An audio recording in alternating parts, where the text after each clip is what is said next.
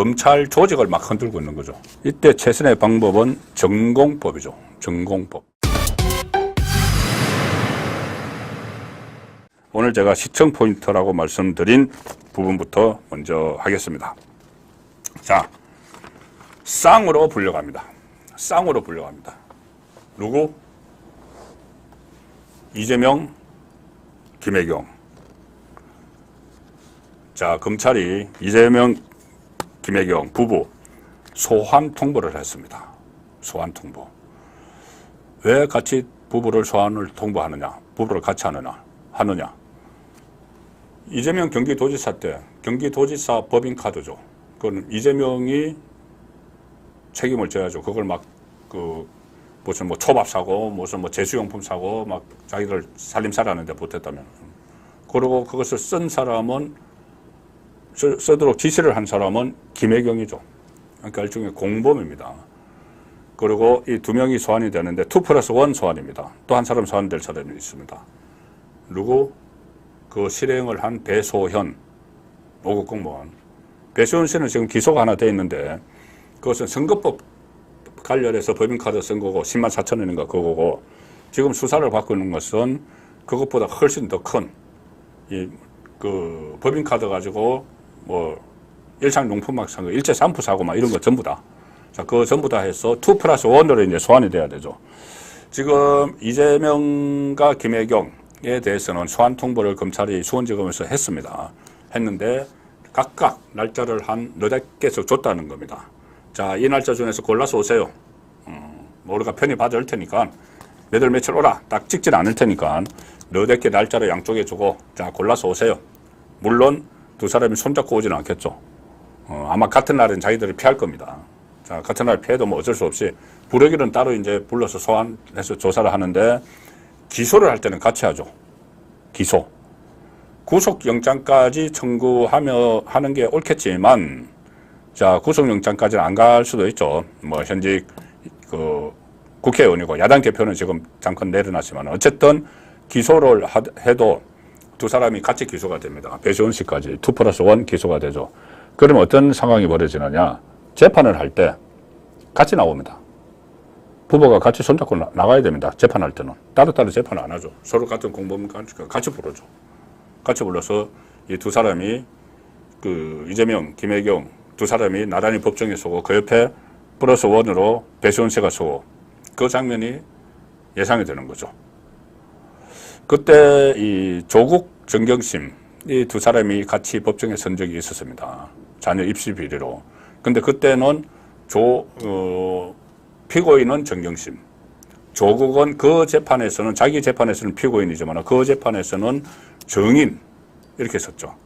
그래서 변호사 검사 신문에 대해서 무슨 뭐 묵비권을 행사하고 뭐 그런 적이 있었죠. 자, 그거는 부부가 피고인과 정인으로 썼지만은 이번에는 둘 다 피고인으로 나란히 법정에 서는 자, 그런 상황이 돼 있습니다. 그런데 이것이 상당히 지금 이게 시사하는 바가 큽니다. 이 두 부부에 대해서 소환을 했다는 게. 자, 왜 그러냐면은 첫 번째는 너무 늦은 소환입니다. 늦은 소환. 법인카드 이용 의혹이 원래 경찰에서 문재인 정부 때 수사를 하다가 흐지부지 시켜버린 거죠. 이거를 다시 끄집어낸 사람이 조명현 씨입니다. 조명현 씨. 그 7급 공무원. 조명현 씨가 이걸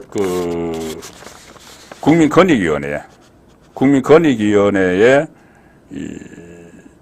신고를 했죠. 조사를 해달라고 신고를 했습니다. 그런데 이것을 조사를 한 국민권익위원회가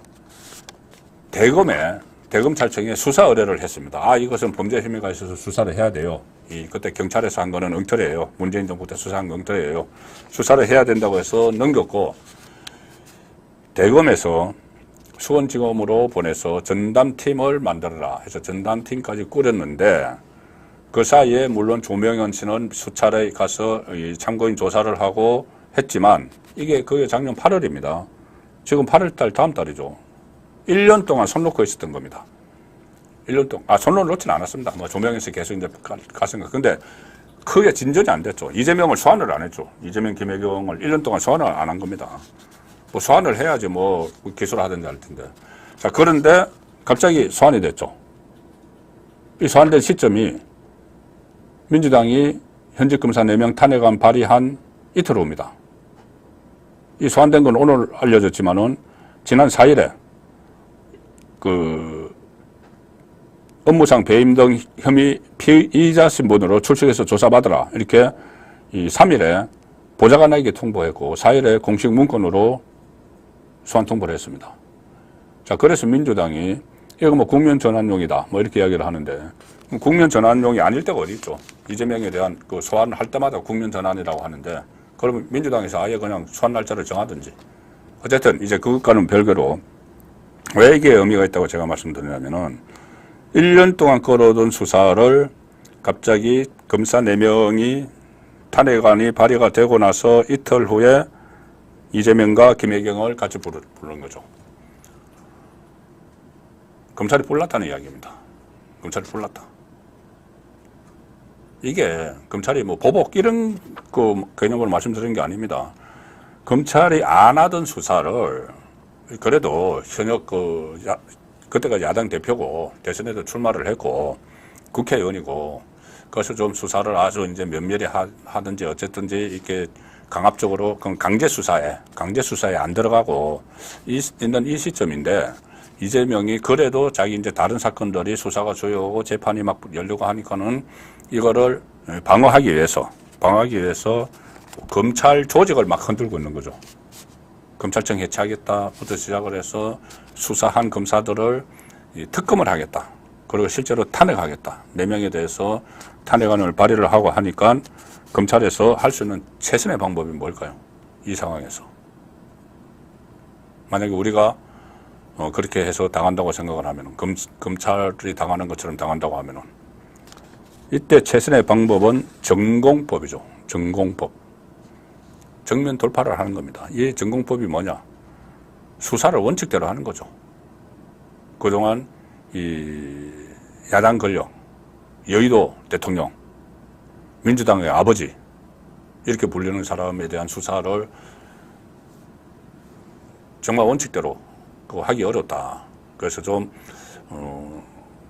조심조심 하고 있는데 이것을 만만히 보고 이재명 쪽에서 만만히 보고 더 세게 해서 아예 검찰을 없애버리려고 하고 그뿐이 아니라 법사위에다가 불러가지고 망신 주기 막 시도를 하고 이러면은 할 수 있는 것은 전공법이죠.